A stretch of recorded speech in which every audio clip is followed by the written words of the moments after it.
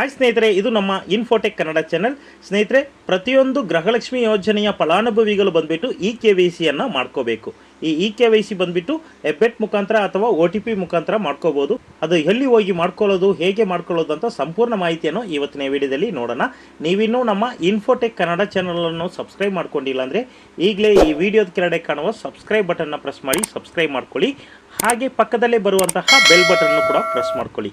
ಏಕೆ ಅಂದರೆ ಯಾವುದೇ ಒಂದು ಉಪಯೋಗಕರವಾದ ಮಾಹಿತಿಯನ್ನು ಪ್ರತಿಯೊಂದು ಸಾರಿ ನಾವು ಯೂಟ್ಯೂಬ್ ಚಾನಲ್ನಲ್ಲಿ ಅಪ್ಲೋಡ್ ಮಾಡುವಾಗ ಅದು ನಿಮ್ಮ ಮೊಬೈಲ್ನಲ್ಲಿ ನೋಟಿಫಿಕೇಷನ್ ಆಗಿ ಬರುತ್ತೆ. ಆ ನೋಟಿಫಿಕೇಷನ್ನ ಕ್ಲಿಕ್ ಮಾಡಿ ನೀವು ಮಾಹಿತಿಯನ್ನು ಪಡ್ಕೋಬೋದು. ಅದಕ್ಕಾಗಿ ಈ ವಿಡಿಯೋದ ಕೆಳಗಡೆ ಕಾಣುವ ಸಬ್ಸ್ಕ್ರೈಬ್ ಬಟನ್ನ ಪ್ರೆಸ್ ಮಾಡಿ, ಪಕ್ಕದಲ್ಲೇ ಒಂದು ಬೆಲ್ ಬಟನ್ ಬರುತ್ತೆ, ಬೆಲ್ ಬಟನ್ನು ಪ್ರೆಸ್ ಮಾಡ್ಕೊಳ್ಳಿ. ಸರಿ, ಬನ್ನಿ ಮಾಹಿತಿಯೊಳಗೆ ಹೋಗೋಣ. ಈ ಒಂದು ಸೇವಾ ಸಿಂಧು ಪೋರ್ಟಲ್ನಲ್ಲಿ ಹೇಗೆ KYC ಮಾಡ್ತಾರೆ ಅಂತ ನೋಡೋಣ.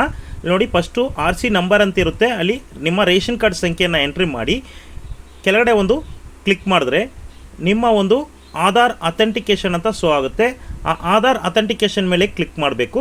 ಆ ಕ್ಲಿಕ್ ಮಾಡಿದ ತಕ್ಷಣ ನೆಕ್ಸ್ಟ್ ಒಂದು ಪ್ರೊಸೆಸ್ ಹೋಗುತ್ತೆ. ಅಲ್ಲಿ ಬಂದು ನಿಮ್ಮ ಆಧಾರ್ ಸಂಖ್ಯೆಯನ್ನು ಎಂಟ್ರಿ ಮಾಡಬೇಕು. ಇಲ್ಲಿ ನೋಡಿ, ಈ ಬಾಕ್ಸ್ನಲ್ಲಿ ಆಧಾರ್ ಸಂಖ್ಯೆಯನ್ನು ಎಂಟರ್ ಮಾಡಿ ಕೆಳಗಡೆ ಲಾಸ್ಟ್ನಲ್ಲಿ OTP ಅಥವಾ ಫಿಂಗರ್ ಮುಖಾಂತರ ವೆರಿಫೈ ಮಾಡ್ಬೋದು.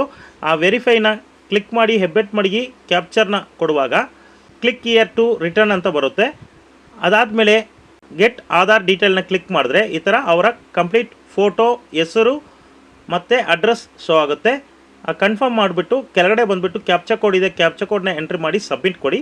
ಸಬ್ಮಿಟ್ ಕೊಟ್ಟು ಆಗಿದ ಮೇಲೆ ನಿಮಗೆ ನೆಕ್ಸ್ಟ್ ಒಂದು ಪೇಜ್ ಓಪನ್ ಆಗಿ ಅಲ್ಲಿ ನಿಮ್ಮ ಒಂದು ಎಲ್ಲ ಡೀಟೇಲ್ಸ್ ಶೋ ಆಗುತ್ತೆ.